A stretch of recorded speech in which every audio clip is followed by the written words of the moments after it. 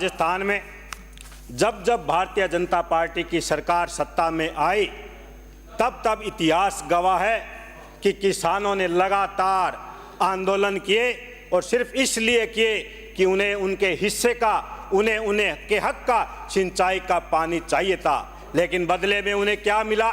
जब जब भी सरकार आई और जब जब प्रदर्शन हुआ, पानी तो उनको नहीं मिला, बदले में उन्हें गोलियां मिली, बदले में उन्हें लाठियां मिली, बदले में उन्हें यातनाएं झेलनी पड़ी, बदले में उनके मुकदमे हुए, बदले में उन्हें किसान नेताओं को जेल में जाना पड़ा। ये इतिहास राजस्थान का भारतीय जनता पार्टी का रहा है। पिछले 35 वर्षों में 20 वर्षों तक भारतीय जनता पार्टी ने शासन किया, 15 वर्षों में कांग्रेस पार्टी ने शासन किया, लेकिन ये किसान विरोधी सरकार, ये दलित विरोधी सरकार, ये तानाशाही सरकार हर बार किसानों को लाठियां देने का काम इस भारतीय जनता पार्टी ने किया है। माननीय सभापति महोदय, मेरे नौहर, भादरा और तारानगर के मैं 29 गांव को सिंचित करने की बात करूंगा जिनके चारों तरफ पानी लग रहा है, उनके पड़ोसी के पानी लग रहा है, लेकिन 29 गांव में पानी नहीं पहुंच रहा। 13 से 18 तक लगातार धरने प्रदर्शन हुए। हमारे जिले के सिंचाई मंत्री थे, दिए के तले अंधेरा था। किसान 200 फुट ऊपर उच्च जलाशय पर 7-7 दिन टंकी पर चढ़े रहे। कोई भी सरकार का नेता व उच्च अधिकारी ने वार्ता नहीं की, कोई भी उस पर काम नहीं हुआ। जब हम सत्ता में आए, क्षेत्र की जनता ने मुझे विधायक चुना, हमने बार बार मांग इस सदन में उठाई। इस एक बजट में तो मुख्यमंत्री जी ने डीपीआर बनाने की घोषणा की, दूसरे में फिजिबिलिटी रिपोर्ट बनाने की घोषणा की और तीसरे बजट में 100 करोड़ रुपए से सिंचित करने का घोषणा की। लेकिन मैं कहना चाहूंगा, मुझे खेद है, अधिकारियों की नकारात्मक सोच की वजह से वो काम आज भी शुरू नहीं हो पाया है और 30 गांव के किसान आज भी राह देख रहे हैं कि हमें क्या भी सिंचाई का पानी मिलेगा। इसलिए मैं आपसे निवेदन करता हूं, अधिकारियों से कहना चाहता हूं, किसान के प्रति सकारात्मक सोच को रखते हुए 29 गांव को सिंचित करने का आप काम करें। मैं बात करूं मेरे नौहर फीडर नहर की। नौहर फीडर नहर पिछले 1 साल में 6 बार हरियाणा में टूट गई है। चलती बारी में किसानों की बारियां पिट रही थी, लगातार वहां प्रदर्शन हो रहे थे। किसानों की मांग है इसका पुनर्निर्माण करवाया जाए। इस सरकार से पहले आपके ही भाजपा के नेता जो हमारे दिल्ली में जाके फोटो खिंचवाते थे, केंद्रीय जल संसाधन मंत्री हमारे राजस्थान के थे और वो उन्होंने कहा आप तो राजस्थान से अपने हिस्से की घोषणा करवाइए, काम मैं करवाऊंगा। तुरंत मुख्यमंत्री अशोक गहलोत ने 18 करोड़ रुपए हमारे बनते थे, 20 करोड़ रुपए की घोषणा की, लेकिन हरियाणा सरकार ने एनओसी नहीं दी, डीपीआर नहीं बनने दी। आज 2 साल से काम अटका हुआ है। कई इंजनों की आपकी सरकार है, आप उस पर संज्ञान ले। दिल्ली, हरियाणा में, राजस्थान में आपकी सरकार है, नौर फीडर नहर का रीलाइनिंग का काम करवाए जिससे कि हमारे पूरे हिस्से का उसमें पानी मिल सके और किसानों के खेत तक पानी पहुंच सके। नौर फीडर अमर सिंह और सिद्धमुख नहर सिंचाई परियोजना के लिए 58 करोड़ रुपए के खाड़ों की घोषणा मुख्यमंत्री जी ने की थी।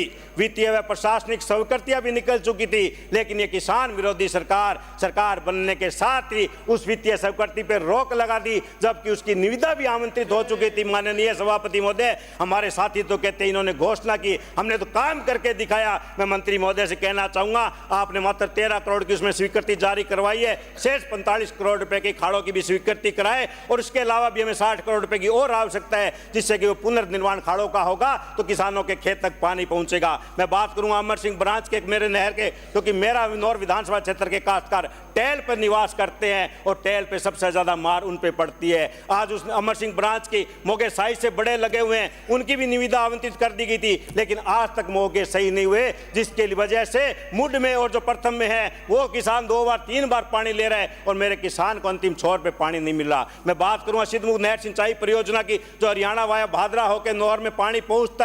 माननीय सभापति महोदय, हमने तो बजरी माफिया, शराब माफिया देखे, लेकिन मैंने वो उस क्षेत्र में पानी माफिया भी देखा जो हजार रुपए घंटे में जो पानी बेचने का काम कर रहे हैं। मैंने स्वयं ने विधायक रहते 7 रात सर्द रातों में जनवरी के महीने में वहां नहर के किनारे तंबू लगाकर उस पानी चोरी रोकने का प्रयास किया था, जिसे पूरे राजस्थान का एकमात्र पुलिस थाना मुख्यमंत्री अशोक गहलोत ने नौहर में खोला, जो सिंचाई पानी चोरी रोकने का काम करेगा। लेकिन भी आज भी हमारे प्रयास उसमें पूर्ण नहीं हुए मिले, क्योंकि स्थानीय अधिकारियों की मिली भक्ति की वजह से पानी वो टेल पर नहीं पहुंच रहा है। माननीय सभापति महोदय, बीजेपी के नेता बड़ी बड़ी बात कर रहे थे, मैं उनको याद दिलाना चाहूंगा वह 2004 व 5 का रावड़ा गढ़साना का आंदोलन, जिसमें किसानों को गोलियां मिली थी और किसान से सरकार ने एक जो इंदिरा गांधी नहर परियोजना का जो काम होना था, जिसमें 19.5 लाख हेक्टेयर भूमि सिंचित होनी थी, उसमें से 3,47,000 हेक्टेयर भूमि को असिंचित करने का काम इस भारतीय जनता पार्टी की सरकार ने किया। और उस नहर से जो 6 लिफ्टें निकलती थी समान से उसमें हिस्सा कटना था, लेकिन हमारे जनप्रतिनिधियों की उदासीनता की वजह से सबसे ज्यादा नुकसान सावा लिफ्ट को कुंभाराम आर्य लिफ्ट योजना को हुआ, जिसमें 1,40,000 हेक्टेयर भूमि को असिंचित कर दिया गया।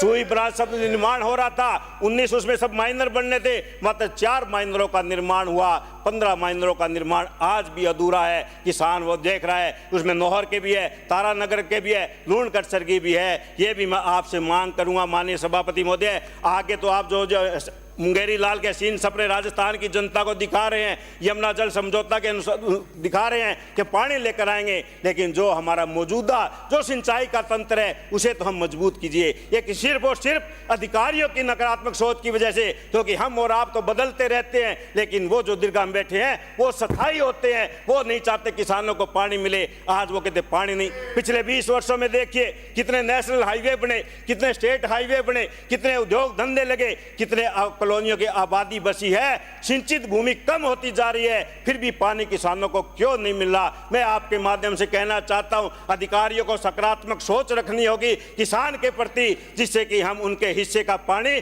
उसके खेत तक पहुंचा सके, उनके हाथ मजबूत कर सके, क्योंकि हमारा राजस्थान कृषि प्रधान देश है, कृषि प्रधान राजस्थान है। जब तक हम किसान के हाथ मजबूत नहीं करेंगे तब तक हम हमारा क्षेत्र का विकास पूर्ण रूप से संभव नहीं है। आज मेरे इंदिरा गांधी नहर परियोजना के तहत, बूंद बूंद सिंचाई परियोजना के तहत 317 डिग्रियों का निर्माण होना था अलग अलग फेज में, अब वर्तमान में 157 डिग्रियों का निर्माण कार्य चालू है, जिसमें भी कुछ अधूरी है। यह भी मैं मंत्री महोदय से अनुरोध करूंगा कि अगर उन डिग्रियों का निर्माण कार्य पूर्ण हो जाएगा तो बूंद बूंद पद्धति से सिंचाई पानी प्रत्येक किसान को मिलेगा और किसान को पानी की बचत भी होगी। यह भी मैं आपके माध्यम से कहना चाहता हूं माननीय सभापति महोदय, क्योंकि नौहर का विधानसभा क्षेत्र टेल पर स्थित है, इसलिए सभी नहरों में किसानों की बारियां पिट रही है। हरियाणा से जो हमारा समझौता हुआ था 0.47 MF पानी हमें मिलना था, 0.17 MF आज भी पानी हमें हरियाणा हमारे हिस्से का नहीं दे रहा, और उसके बाद भी जो पानी निर्धारित है उसमें भी हमें कटौती मिल रही है। चाहे मैं अमर सिंह ब्रांच की बात करूं,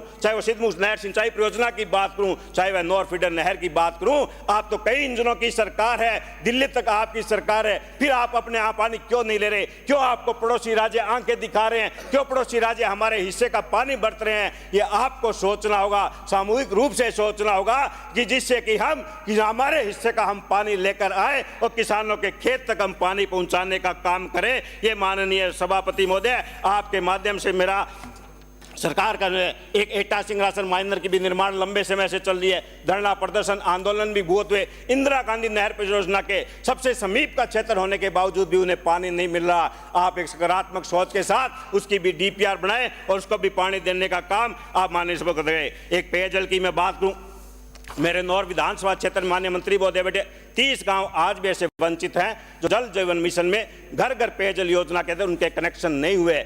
230 करोड़ रुपए पूर्ववर्ती सरकार ने हमें स्वीकृत किए, लगभग मेरे गांव उस योजना से जुड़ चुके हैं। उन 30 गांव के निविदा भी लग चुकी है माननीय मंत्री महोदय, जल्दी उन निविदा अगर स्वीकृत हो जाती है तो उन 30 गांवों को पानी मिल जाएगा। वो ढाणी बिजाणी और ढाणी लेगांव, प्रेमपुरा, लाखेरा, माइला, ढाणी माइला, रत्नादेसर, दूधली, नैयासर, लाडम, गणियासर, मल्लासर, कुलचासर, स्वरूप देसर, कल्लासर, बिंजासर, केलनिया, चेलासरी, देवासर, कानसर, बोगराना, जोरावरपुरा, सूरपुरा, चक, देदासपुरा, असरजाना, सांगठिया, करसंडी, ललानिया, नगरासी व मुंसरी।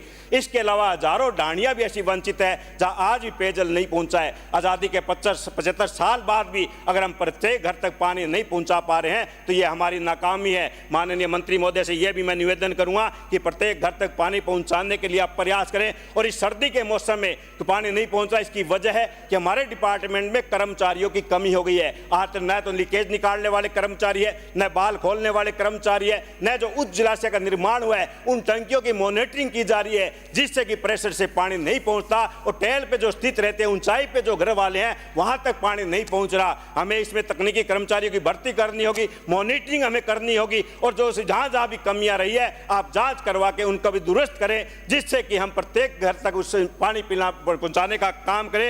एक मैं यही कहूंगा, पीर परवशी अब तो पिघलनी चाहिए, आग मेरे सीने में नहीं तेरे सीने में हो, कहीं आग जलनी चाहिए, हंगामा खड़ा करना मेरा मकसद नहीं, अब तो ये सूरत बदलनी चाहिए, अब तो ये सूरत बदलनी चाहिए। धन्यवाद सभापति महोदय। श्री कुलदीप